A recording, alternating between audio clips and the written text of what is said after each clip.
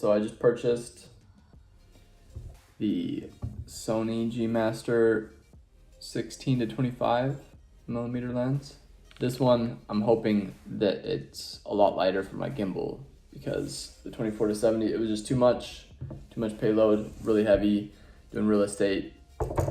You know, I'm walking around a lot. I don't want to be carrying that around the whole time. And it also wasn't great for wide shots and for interiors. So I'm swapping to the 16 to 25. I'll still bring the 24 to 70 with me because I do like the tight shots with the higher focal length. So yeah, so this is the 16 to 25 f2.8. Really light, really convenient, and it's a Sony. So it has a little bit better autofocus than the Sigma that I'm using, and a lot lighter, a lot smaller, and a lot wider. So I'm excited to use this on real estate shoots, and I wanted to hurry and go through and put on my gimbal real quick to see the difference in weight. I also picked up an Arca-Swiss mount plate for the RS3 Mini, which will help me out so that I don't have to go through such trouble trying to swap my FX3 from the horizontal mode on the gimbal to vertical. So this allows me to shoot it a little bit easier and quicker. So basically what this is just an attachment so that you can slide a cage. Oh, that reminds me, I need to go get the cage. Put the FX3 in the SmallRig cage, and you just slide it right on underneath, and then this part attaches to the gimbal. You can just slide it out and then slide it back in vertically.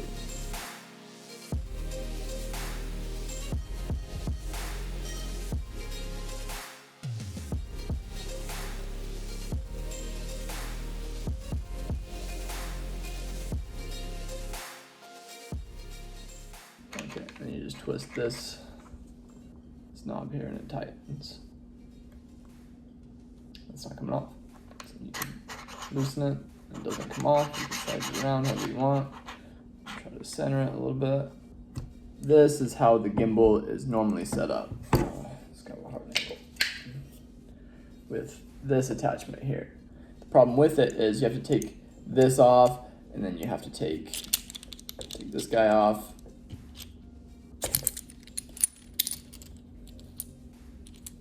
Take this guy off. You have to take this guy off to get it to go vertical, and then slide everything back on this guy right here. You just slide it on directly like that, and then it's on the gimbal. And then once you're done, take it, slide it right off. You turn it, you still gotta take this piece off, but then you can just slide it on right here vertically. Already I can tell that this is just going to be so much more convenient for the gimbal, because the camera, when I had the Sigma, the 24 to 70 Sigma on here, it would sit way back here close to this motor, and it would sometimes bump into this guy. It was just a problem. It would be here, you can kind of see it visualized. It would be clear back here on like in between 5 and 6.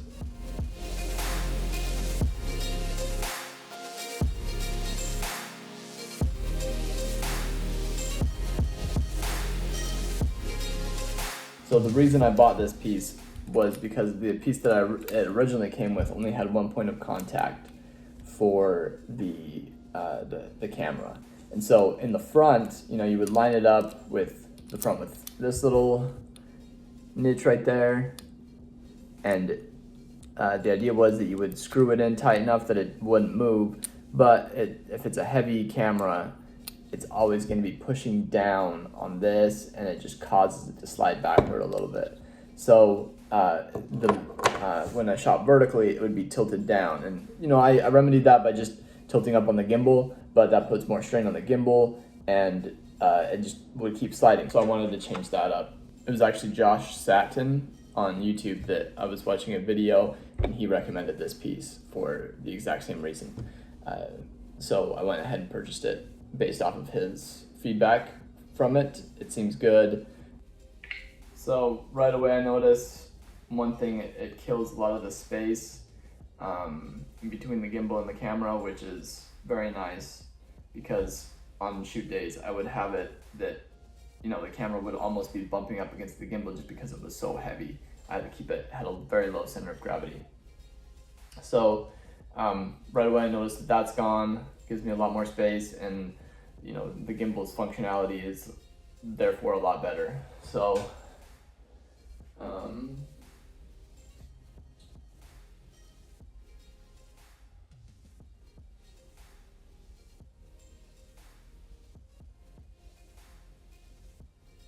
okay, so there's a little strain on it there.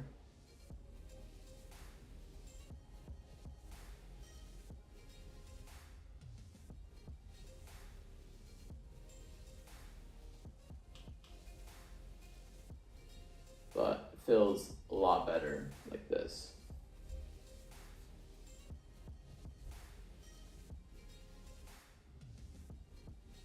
Shift it to 16 millimeters. And yeah, this will definitely be sufficient enough for the needs that we have shooting real estate video. It's a lot lighter, and the lens itself, it's a lot lighter, and the wide angle at 16 millimeters is perfect for what I'm doing. I was really torn because I heard so many good things about like 14 millimeters and 12 millimeters and even 10 millimeters. The only issue I have with that is that the distortion on the walls is probably too much for what I want personally, just because I really like the clean and the slow movements that really make the home stand out. So I'm really excited to try out this lens in the field and see how it works. There's a lot of lenses that are suggested. The one that just kept popping up is the 16 to 35 millimeter from Sony, as well as the 14 to 24 millimeter from Sigma. And I really considered the 14 to 24 millimeter from Sigma just because it's one, I already have a Sigma, and it's it's 2 millimeters wider than this one, and for the same price point. But the functionality of it it didn't make sense. It's a lot heavier than the 24 to 70 Sigma that I have, and I needed to go lighter weight.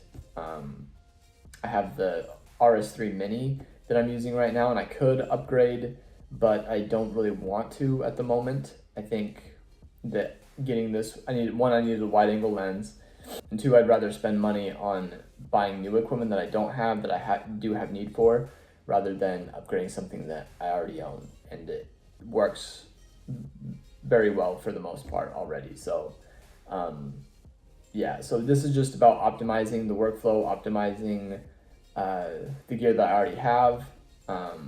It was around $30 to buy this piece of equipment, and then the lens was about $1,000. So still a pricey purchase, but with the money that I'm making doing real estate videography, I knew that it was definitely a worthwhile investment for me. And just real quick to compare the two lenses. So this is the Sigma 24 to 70, and this is the 16 to 25. This one, it's, you know, fits right in the palm of your hand, really. And then this one, it's pretty hefty beast. So the weight, it's pretty noticeable. Definitely heavier, and the way this one extends, you know, that adds a good inch or so onto the length of it, which probably an inch and a half. So that definitely affects the balance of the gimbal when you're trying to get those shots. On bigger gimbals, the more expensive ones, I'm sure that it wouldn't be as much of a problem, but on this, it starts getting shaky and just not good for the stabilization that I'm trying to get with it. So shout out to Josh Satin. If you haven't seen his channel, go check him out. Really cool guy. Really enjoy his gear reviews and camera insights. So go check them out.